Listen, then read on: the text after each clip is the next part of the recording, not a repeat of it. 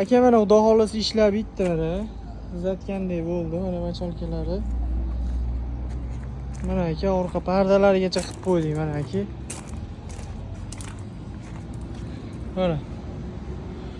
O'rta tumba qilib berdi-yodingiz aka. O'rta tumbasi bo'lmadi mana.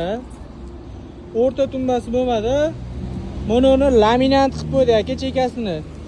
Shuning uchun o'rta tumbasi chiqmaydi ekan. Mana aka. O'rta tumbasi chiqmay qolar ekan. Lekin aka liboy narsa qo'ysangiz ko'taraveradi. Mana men chiqib beraman aka hozir.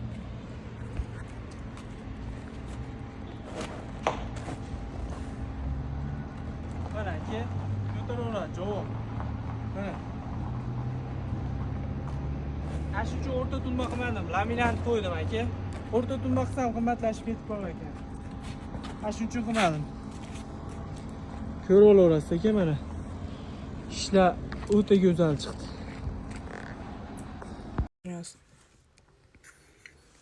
Opa akalarimiz eshitinglar. Unaqa o'rtasi cho'kib ketadi, boshqa narsa unaqa degan gap so'z bo'lmaydi.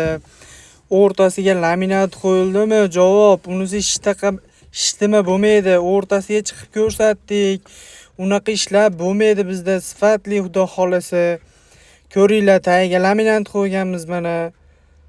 O'ta go'zal chiqqan ishimiz. Cho'kmaydi. Bu tumbani qaranglar, oldida turibdi. Narigi tumba orqasida turibdi. Ko'p savol javoblarga e'tiroz bo'lib qolyapti. Mana eshitinglar. Ana ikkita oyog'iga ustidagi narsasi og'irlik qilib o'ttasi cho'kib ketmaydimi agar? Shunga hozir uydagilar uni deyatdi, bu og'ir ekan. Bitta oyoq qo'yish kerak ekan, yana bitta deyatdi. Shunga sizdan so'ray dedim. Uzr lekin. Mana ko'ryapsizlarmi? Chiqyapmiz. Ishdimi bo'lmaydi. Javob.